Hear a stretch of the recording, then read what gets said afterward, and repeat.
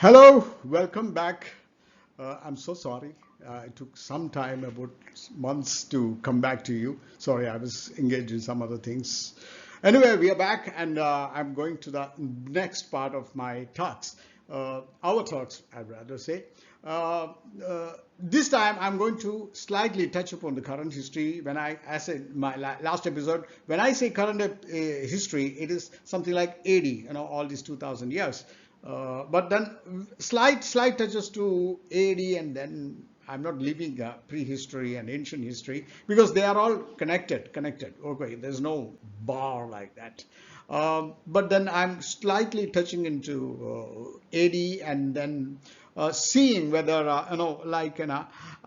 we just want to see whether what we learned in schools and colleges really needs serious review if we look at the history of our land and all these things. Okay, so here we go. I'm starting Vedas, Upanishads. It was in my last episode that we had Vedas, Upanishads, Agamas, and all Puranas coming kind of 10,000s of years back. That being the background. Now I am going to look into some parts of science, some elements of science where we just need to know in what we learned is true, or there was a history behind it. Someone earlier found it out according to our history, the Indian context history. So let's take some parts of science. Okay, this is science, and I'm going to some of the elements of science, some of the parts of science, whether what is our conscious, our information available, and whether it is true or not. Okay, yes, binary number system. It was in Chanda Shastra. It is not something new. It is already in. When I say Chanda Shastra, it is in old Puranas. When I tell Shastra and all these Puranas, it is very old. So binary number system was already there before, long time back. And now I'm coming to geometry.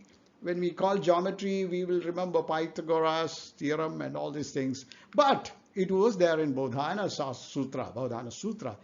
It is in Yajurveda. Then again, I'm telling Yajurveda is, as you see on the left, it is very old. And now calculus. We generally think calculus came from Leibniz and Newton in 1700 CE. I'm talking up now. I'm coming to current history, as I told. But in fact, calculus was there in 1500 CE, 1400 CE in Jyotisha Shastra. You can just refer these things. I got information by research, so you can also confirm whether what I'm saying is right or not. There will be slight differences, of course, but then generally what we were taught was that all this was found out by the Western or the outside people, not by India, kind of trying to make a superiority complex for us towards them, that we are not good for nothing and they are all good. So I'm continuing.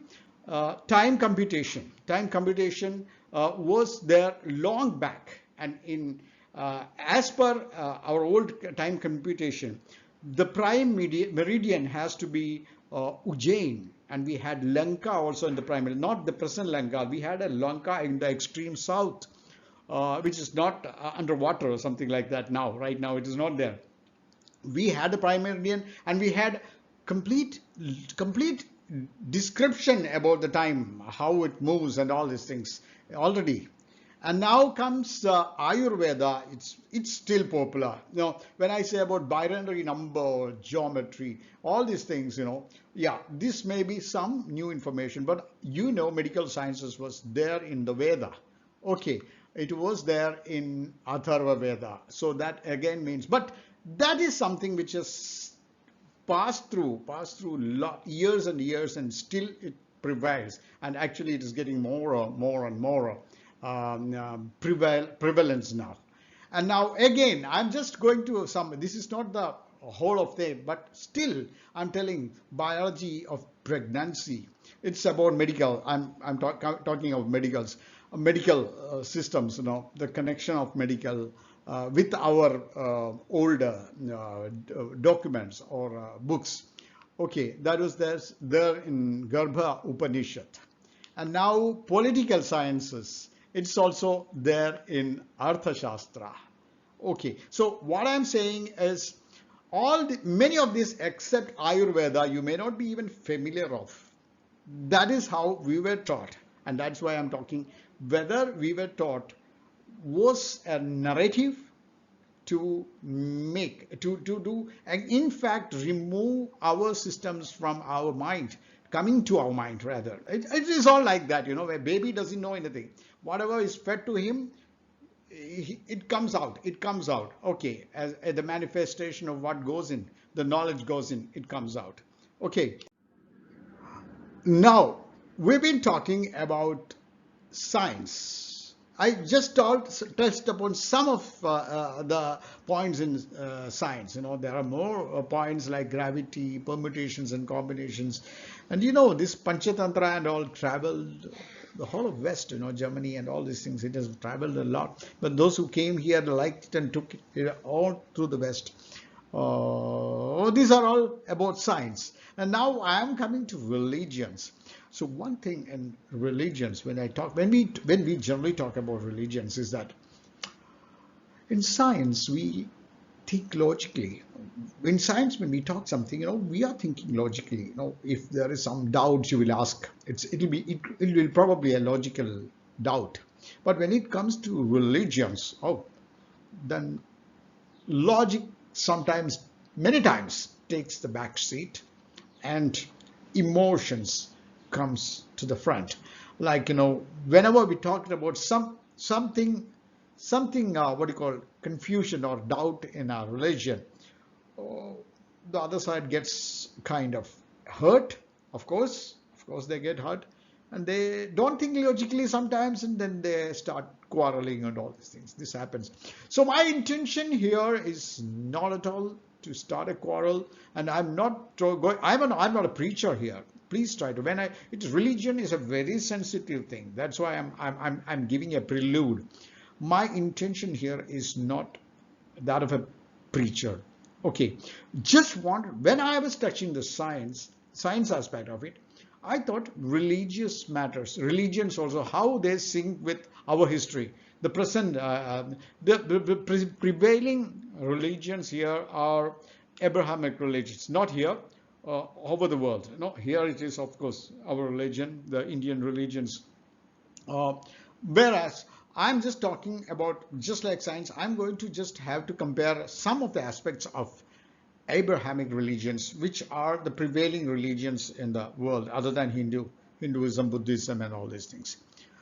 When I say Abrahamic, that is Abraham, and all these Abrahamic religions, or whether it's Abraham or Ibrahim or some, they think that Abraham and Sarah, or Sarah, Ibrahim and Sarah, good humans started from Abraham and Sarah.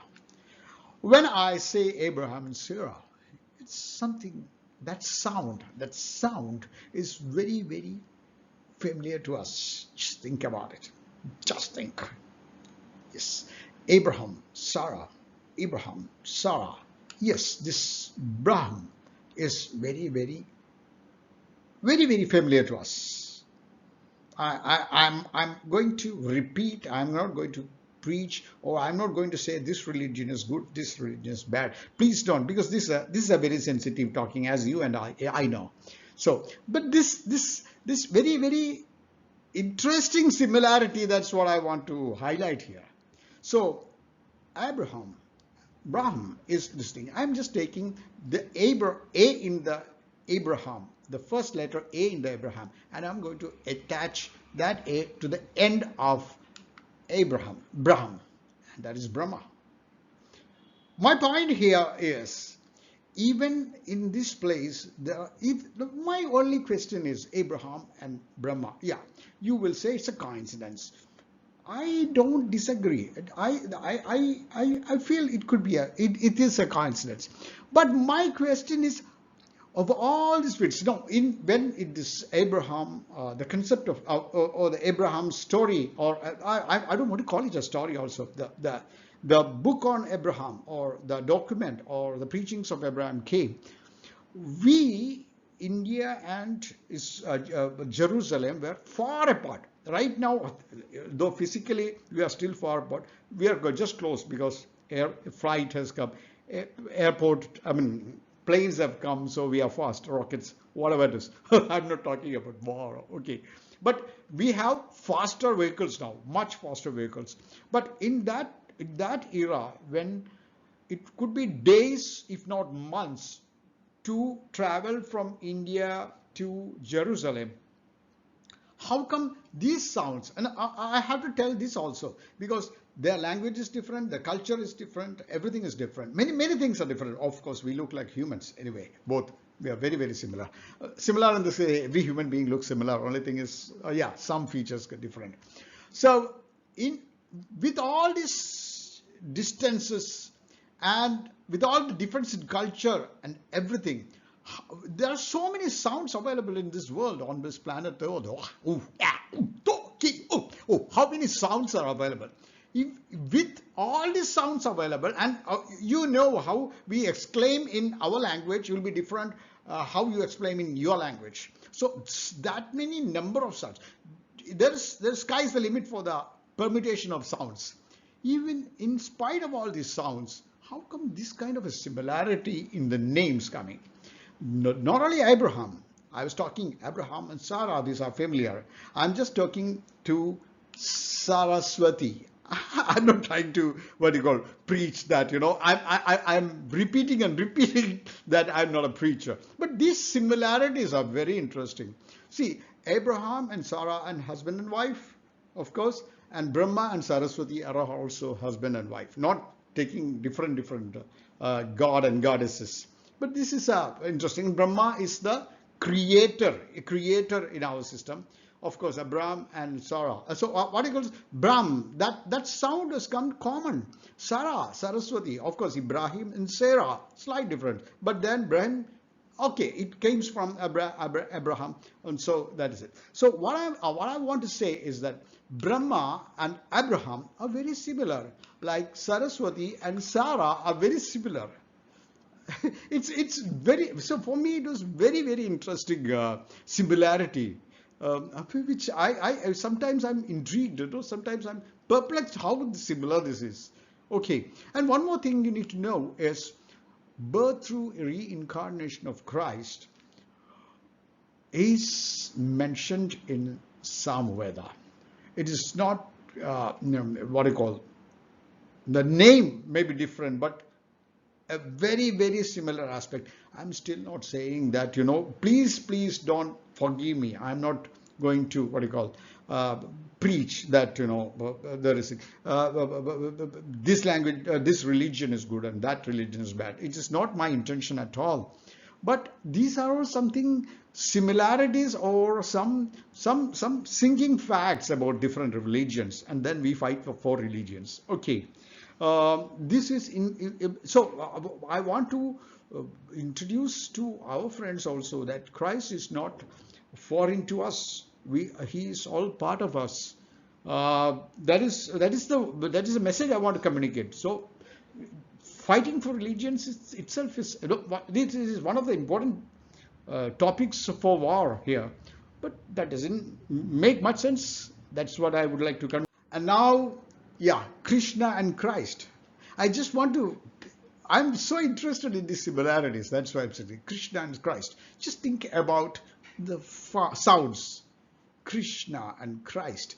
Of all these sounds available on planet Earth, how can Christ, how can they be so similar? So I would say this is a divine coincidence. I would say, I'm not saying that this is this thing is this is kind of one person coming from other. I'm not going to tell that because the coincidence is what is interesting for me. And this is kind of a divine coincidence. Otherwise, how can this be this much coincident?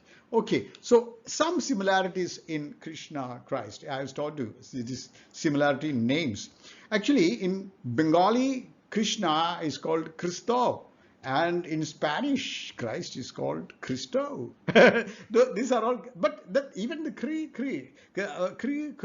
whatever it is, that's Chris. That commonality is very important, very, very interesting. That's what I'm saying. And then see the circumstances in which they were born. Krishna was born in a prison. Generally, babies don't give in unusual cases, in very rare cases they of course do that, but generally babies are born in those days, maybe house. There was no hospitals, and now it is in hospitals. But here Krishna, of course, they were born of mothers, but they were laid in prison. And the first word they saw was prison for Krishna, while for Christ it is a manger. Unusual place to take birth, right? I mean, they were born of mothers, and that itself is, they are also similar. I'm not going to deep into that. And Krishna lived with cowherds, and Christ lived with shepherds. How? See, there is a lot of similarity coming there. How can this be this way? There are many ways of living, but they live in similar situations. And now both appeared, like both Krishna and Christ appeared when their respective regions or countries had a very bad state. People were not doing good. I mean, like, dharma or whatever it is. When that Burma was affected, they appeared. That is also common to them. And now both died of wounds caused by sharp weapons, right? Krishna by an arrow and Christ by nails. But they died of some metal sharp things. Similarities. I'm saying similarities. So many things are similar in this. And then Krishna was often shown as having a dark blue complexion, which is very close to that of Christ consciousness. So what I'm going to say is, there are so many similarities between religions also. And why fight for all these things? I don't know. I don't know. I'm so sorry. Tell that. It's very sensitive topic, so I will not. I will not go deep into that. More into that also. So thank you. There was a suggestion from many that I'm taking a little more time of yours with my talk. So I'm trying to cut short my videos, make more videos with short time, so that it will not bore you also. More things will get digested in your brain. And yes, thank you so much for watching. And I'm indebted to you for your time and for sharing. If you like this, please do share it to others, and talk about it, share it, and do subscribe it. It all encourages me to provide more videos, do research, and bring back new videos to you. And thank you so much. Thank you.